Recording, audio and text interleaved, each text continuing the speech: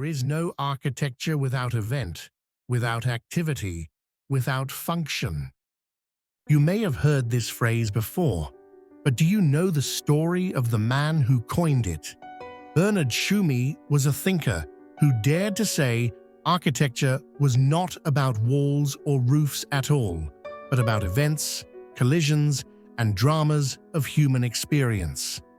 Tschumi was an architect, writer, theorist, and educator whose work has significantly contributed to defining the context of architecture and the contemporary city, rejecting modernism's dogma that form follows function. He argued for disjunction, the idea that architecture should provoke tension between space, movement, and event. However, his path in deconstructivism architecture was not always easy to portray, as architecture was often intertwined with politics. The story of Bernard Tschumi is not just a story of great architecture.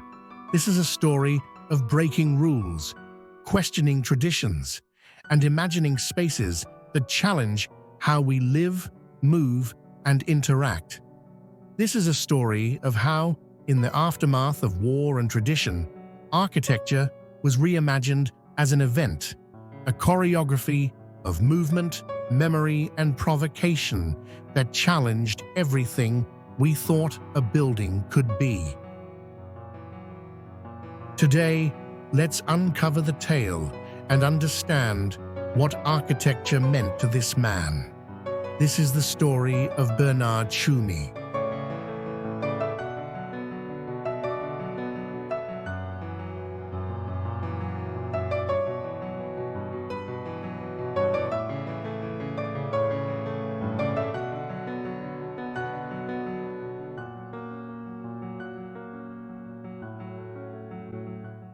Architecture has always grappled with the question of meaning, and by the late 20th century, this issue had become urgent.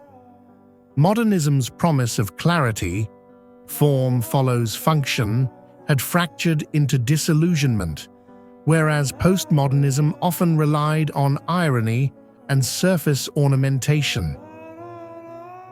For Bernard Tschumi, architecture was never a quiet canvas of walls and windows. It was a battleground, a place where space and action collide, where buildings are not passive shelters but stages for human drama. To him, the true meaning of architecture lived in those moments of tension.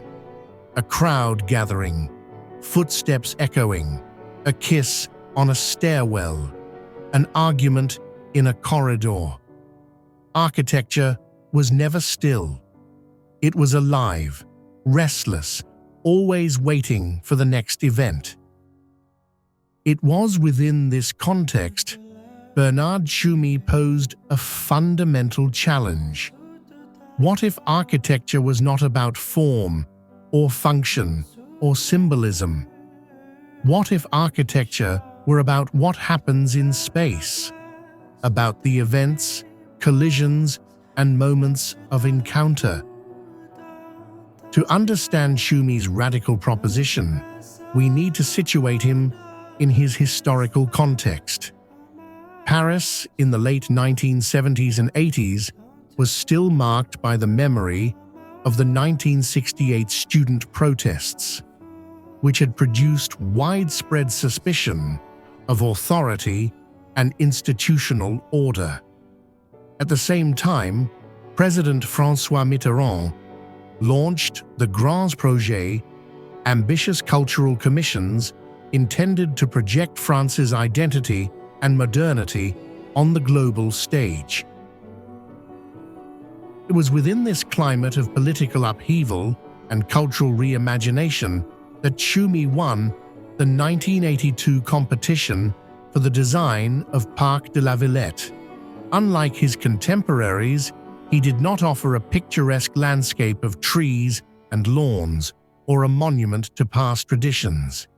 Instead, he proposed something entirely new, a cultural machine. Tschumi's new perception of architecture was encapsulated in his provocation. There is no architecture without event. Where modernists like Le Corbusier had pursued rational order and efficiency, Tschumi sought confrontation, play, and discovery. Where postmodernists quoted historical forms, he dismantled meaning altogether. He replaced the formula of form follows function with the liberating concept of form follows fiction. In doing so, Tschumi positioned architecture not as a prescription of life, but as a catalyst for possibility. His work resisted determinism and nostalgia alike, opening instead to the unexpected. This approach is most clearly embodied in Parc de la Villette, completed between 1982 and 1998. Far from a conventional park of leisure, it is a new kind of urban landscape, designed as a generator of cultural events. It can be understood through three central elements: volume, structure, and circulation. The first of these, volume, appears in the 35 bright red follies scattered across the site. These pure geometric forms are deliberately stripped of fixed meaning or predetermined function. One might host an exhibition, another a cafe, and another remain empty. They resist prescription, acting instead as markers of possibility. The second element, structure, lies in the underlying grid. At first, it seems authoritarian in its rigidity and abstraction, yet this neutrality produces freedom. Within the grid, anything can happen: playgrounds, open-air cinemas, concerts, and performances. The grid is not a constraint, but a framework for indeterminacy. Finally, circulation disrupts this order through diagonal pathways cutting across the grid. Movement through the park is deliberately unpredictable. Visitors are encouraged to drift, to stumble into events, and to collide with the unexpected. Together, these elements transform Parc de la Villette into a cultural machine, staging events rather than prescribing uses. In doing so, Tschumi reflected and responded to the cultural moment of his time. Parc de la Villette rejects the authoritarian clarity of modernist planning while resisting the superficial symbolism of postmodern design. Instead, it embraces plurality, fragmentation, and open-endedness, qualities that mirrored late 20th century society itself. It is not a park for passive leisure, but for active engagement. It reflects a shift in architectural thinking, from control to encounter, from permanence to possibility.